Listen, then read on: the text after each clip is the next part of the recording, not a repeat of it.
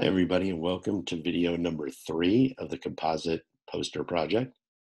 In this video, I'm going to show you how to create a cutout or an isolation in a photo. We're going to cut out number 7 from the background and create an isolation to do that. In order to do that, we're going to need to open up a new pull-down menu, which is our paths. And when you open it up, you won't have this original path up here at the top. I've already done the cutout in order to save time in the video, but I'm going to show you how to create a cutout as well. But you'll need your paths available and your layers available to be seen at the same time. The action is going to be done on the action photo, so we're going to be clicking on that in our layers to make sure that that's the active area.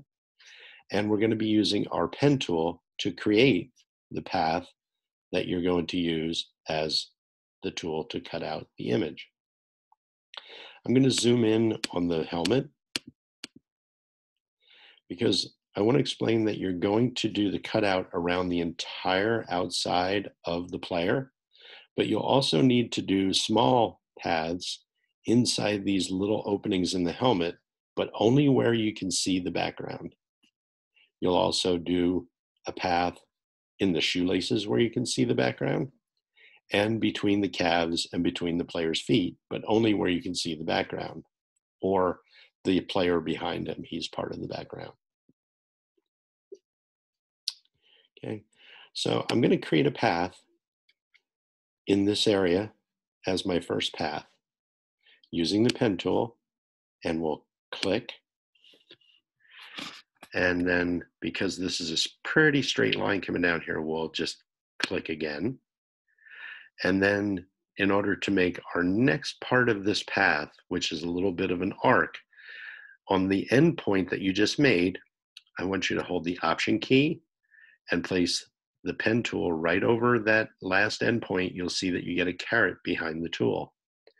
You're going to click, holding the Option key as our starting point, and then go up to the top, hold the mouse down, and drag to make that small arc that creates the arc in the helmet. You want to be as close as you possibly can be. You'll see now that you have 2 handles. That's because we created an arc, and the arc will have 2 handles.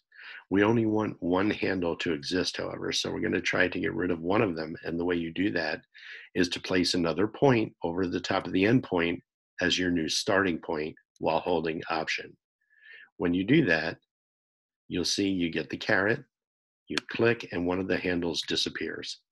That'll give us better control over the shape of the path. To finish the path, we'll come down to our starting point, and you'll see there's a small circle behind the tool. That means that the path is a closed image, and when you close, hold, and drag to shape it around the side of the helmet, you've now created a triangle that is a closed shape. You'll notice that we have a new path down here called the work path. That is the path that we've just created in the helmet.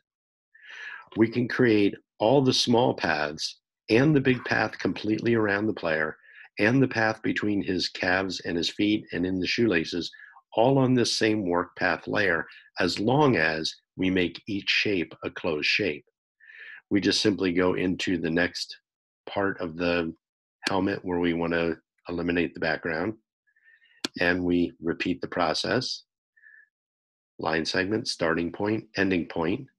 Hold the Option key on the ending point, get the caret, click, and then put a new end point in. Option click on top of that end point and come down and close the shape. You'll see that you have the little circle behind the pen tool when you close the shape.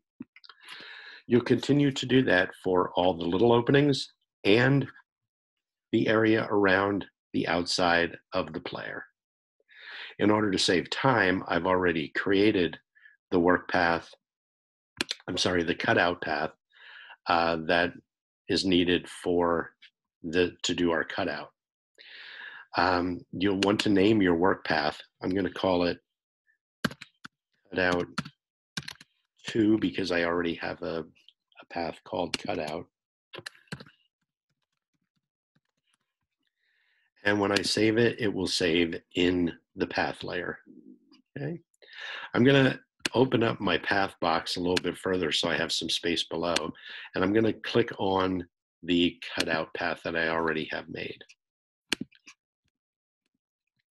You'll see that it goes all the way around the player in the little parts of the helmet, in the area between his feet and calves, and in the shoelaces. I'm going to turn off the photo to allow you to see what the path looks like. So in action, I turn off the photo. I make sure that I'm on my cutout path, and you can see all the little holes in the helmet, the area between his legs, and also the area where in the shoelaces where you can see the background. Okay, I'm going to turn the photo back on, and I'm going to reduce photo down so I can see the whole thing. And you'll see that it goes completely around the player. Now we have a number of paths on that single path layer, but we need to select them all in order to do our cutout. In order to do that, we'll need to use the path selection tool, which is the black arrow in the toolbox.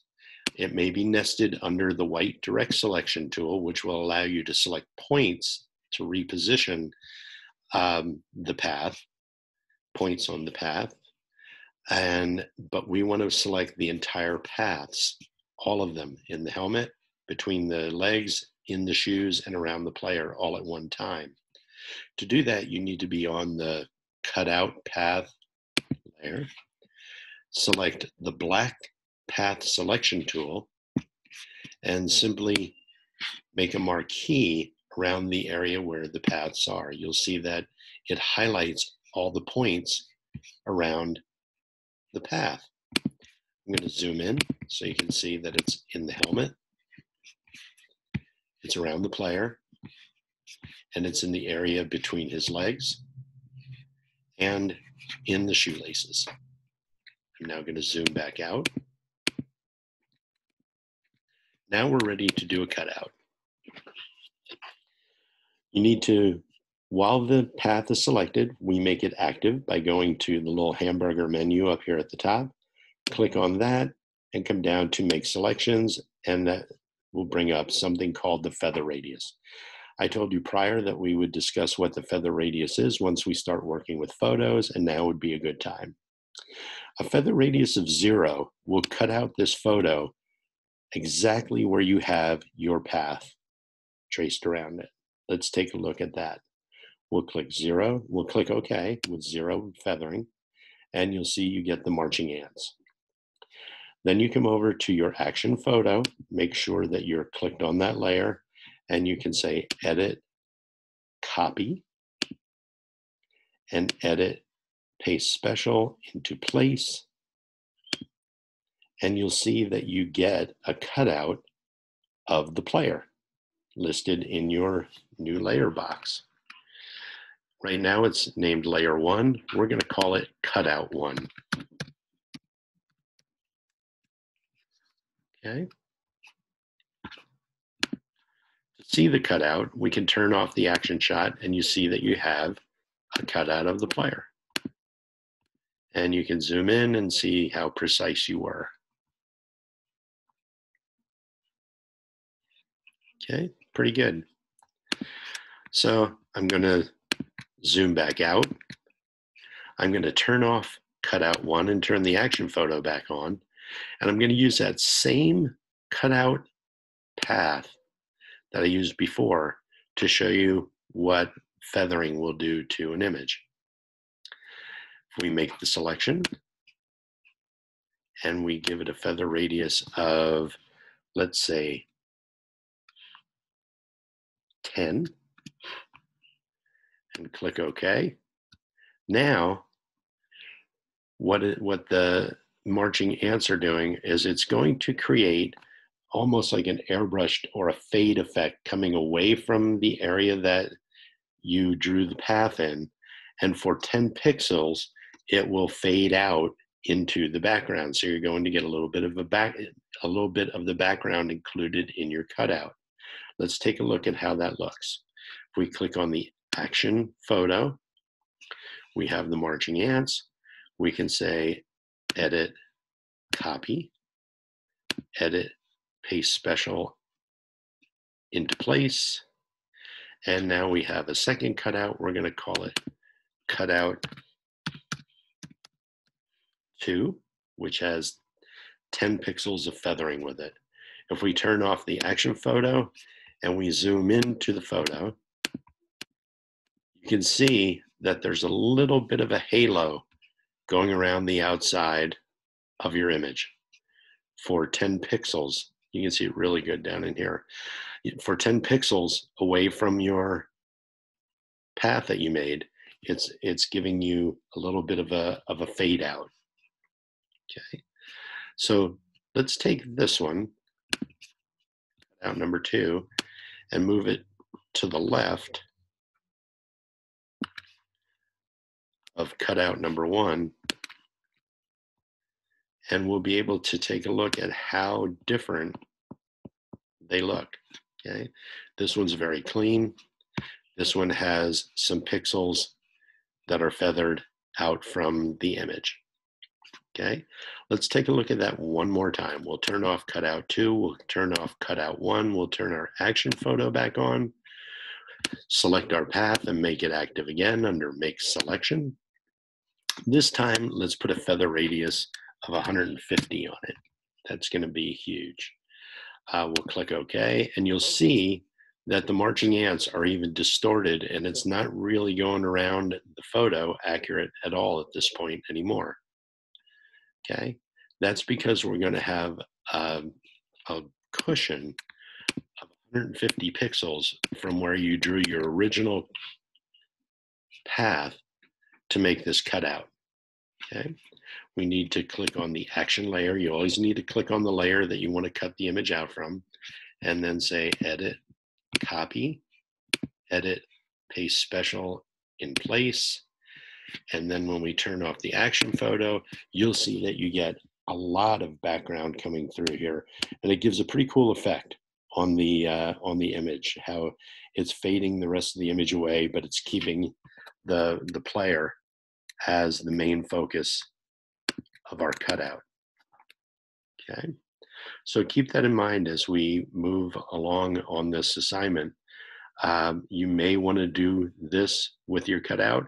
You may want to keep your cutout perfectly clean. Okay, that's going to be up to you in the poster that you're designing. Okay, so let's take a look at the action photo. And now when we turn it off, we have a cutout that has a big fade.